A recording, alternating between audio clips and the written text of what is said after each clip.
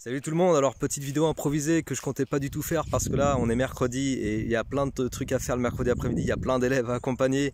Du coup j'ai jamais trop le temps de faire des vidéos sur ces journées-là, mais là néanmoins aujourd'hui j'ai entendu pas mal de trucs dans la bouche des élèves et puis ces jours-ci en fait, ces derniers temps, je vois que de façon répétée dans la bouche des élèves de terminale que j'ai avec moi en accompagnement, il y a des choses qui me surprennent, que ce soit dans les raisonnements, que ce soit dans les façons de calculer, que ce soit dans la façon de visualiser les cours, parce qu'en ce moment il y a beaucoup de contrôles qui tombent, hein, tu le sais certainement, et voilà, et on est à l'approche des vacances de la Toussaint, où on est bien enclenché sur le premier trimestre ou le premier semestre, donc forcément il y a des contrôles qui arrivent. Et il y a des mauvaises notes aussi qui arrivent. Et du coup j'avais envie de répéter un truc là, assez simple, mais que j'ai répété constamment et qui est important de répéter encore et encore. Les amis, sur la physique-chimie en terminale, c'est vraiment hors de question de pouvoir avoir des bonnes notes juste en se contentant d'apprendre son cours ou ses formules par cœur. Ce truc-là, ça fonctionne pas. Ça fonctionne pas et ça fait que des fois, je me retrouve avec un élève sur un exercice de chimie qui va bugger quand on demande de calculer une quantité de matière alors qu'on fait référence à des formules qu'on emploie déjà depuis la seconde en fait. Donc à un moment donné, il faut vraiment que tu aies bien conscience qu'on attend de toi en physique-chimie en terminale que tu aies des démarches de raisonnement autonomes, que tu ailles chercher dans ta caisse à outils de physique-chimie toutes les formules nécessaires, que tu les mettes en parallèle les unes avec les autres, que tu les imbriques les unes dans les autres et que tu construises ta démarche autonome de recherche et de résolution.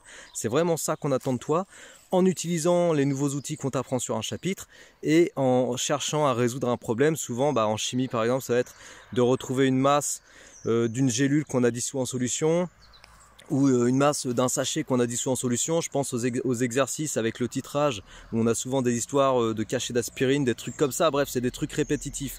Et justement, du coup, ça me fait penser aussi à te dire que si tu veux vraiment tester ton niveau avant d'aller faire ton contrôle, regarde encore une fois des exercices type contrôle, des exercices type interro, des exos de DS ou les exos type bac que tu peux trouver sur Labo Lycée, des exos bilans que je t'ai listé, tu vois, sur mon site, tu as vu, il y a une liste d'exercices bilans, il y a les sujets d'exercices que j'ai ciblés et ça c'est accessible, tu peux ne serait-ce qu'aller voir la page, je te mets le lien en descriptif de la vidéo, tu cliques et tu vas voir tous les sujets que j'ai identifiés comme des exercices intéressants pour réviser ton contrôle.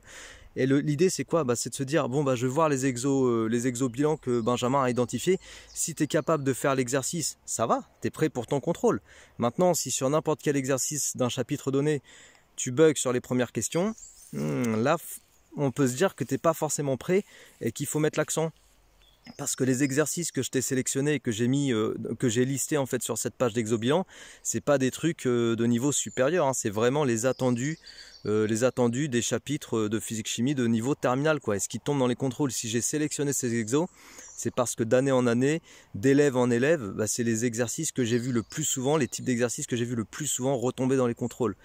Voilà, donc ça c'est vraiment un conseil, je te le donne tout de suite. On est mercredi, je sais plus, peut-être 14 octobre, je sais plus quelle journée, quelle date on est. Mais en tout cas, on est mercredi, on est avant les vacances de la Toussaint. C'est un moment où il y a beaucoup de contrôles. Si tu as des contrôles qui arrivent en physique-chimie, il faut que tu ailles regarder les exobilans sur le chapitre concerné. Si tu es capable de les faire, tu es opérationnel. Si tu n'es pas capable de les faire, il faut que tu remettes l'accent. Si tu te contentes juste de réviser et d'apprendre tes formules, ça marchera difficilement, ok? Voilà, donc tu as tous les liens en descriptif, en tout cas pour aller voir les exobilans, n'hésite pas à faire ça. Allez, ciao, bon courage!